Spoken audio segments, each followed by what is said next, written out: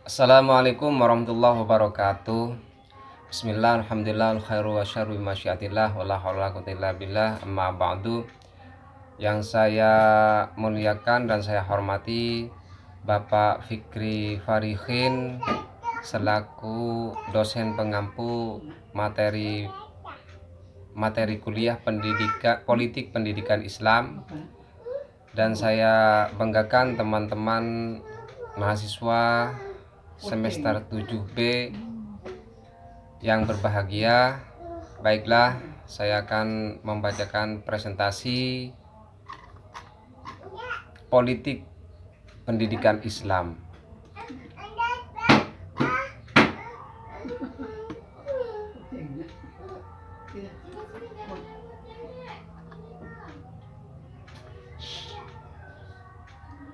A. Definisi politik.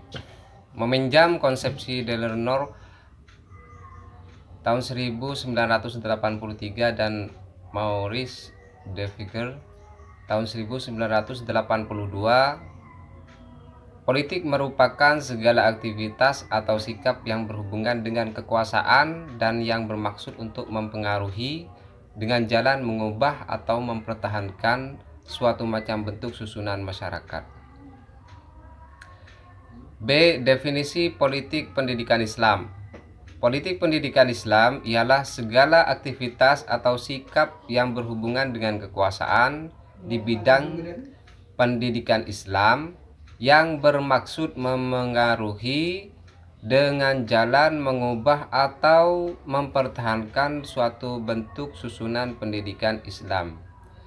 Jadi politik pendidikan Islam itu fungsinya adalah untuk mengubah atau mempertahankan suatu bentuk susunan pendidikan Islam.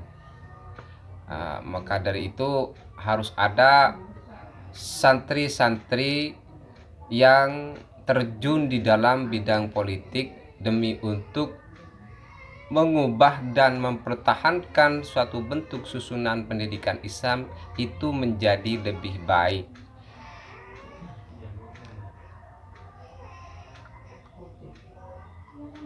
Kemudian C. Fungsi utama kajian politik pendidikan Islam. Fungsi utama kajian politik pendidikan Islam adalah memberikan orientasi berpikir realistik bahwa pendidikan Islam bukan semata-mata praktik pendidikan, tetapi praktik pendidikan yang bermuatan dakwah. Lebih dari itu, susunan pendidikan Islam bukan semata-mata bersifat normatif sebagai ikhtiar sosialisasi ajaran Islam, tetapi acap kali merupakan produk keputusan politik dan desakan kebutuhan masyarakat.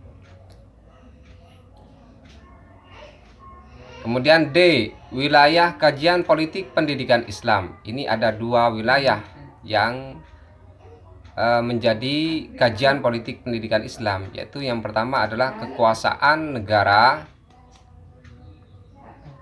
dan yang kedua adalah kekuasaan masyarakat.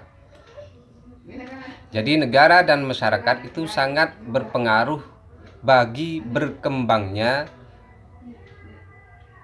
politik pendidikan Islam. E. Kekuasaan negara terhadap pendidikan Islam. Ini dibagi juga menjadi dua, yaitu yang pertama kekuasaan negara terhadap pendidikan Islam pada masa penjajahan, di mana kekuasaan pendidikan negara terhadap pendidikan Islam pada masa penjajahan itu lebih dikuasai oleh materi-materi pelajaran atau kurikulum yang digagas oleh pemerintahan kolonial Belanda. Jadi lebih banyak umumnya daripada pendidikan agama Islamnya. Yang kedua, kekuasaan negara terhadap pendidikan Islam ketika memasuki masa kemerdekaan. Setelah ini maka pendidikan Islam lebih diatur oleh pemerintah dan berimbang dengan pendidikan umum.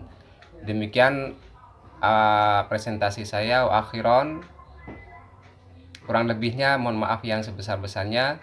Wa akhiran, wassalamualaikum warahmatullahi wabarakatuh.